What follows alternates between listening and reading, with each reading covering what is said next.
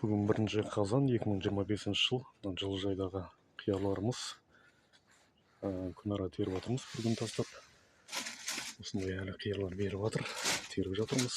Құдай осы айдың орталарына қарай біту керек уже бұл да. Күнделікті осындай 3-4 пакет, 5 пакет шығып отты. Күн арада енді бір күн тастап. Қазір клиентімнен апарып беремін. Так, салмағы 77-те 3 болып тұр. 77-те 300 граммды, сонда килограмм. Жалпы 3 тоннадан астам өнім алдық. 2 ай болды теріп жатқанымызға. Енді бір 2 аптадай терсек, 10 шақты 2 аптадай. Сонымен бітеді. Жалпы жылыжайдың көлемі 2 соттық. Содан 3 тоннадан астам өнім алдық. Теріп жатқанымызға 2 ай болды.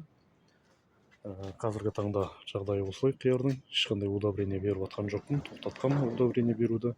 Әр шашуытта тек қана қарлы суын ғана беріп жатырмыз. Түн салқындап кетті. Бізде плюс 7 градус болып отыр, түнгі градус. Енді бір 10 шақты күнде бұл да бітеді.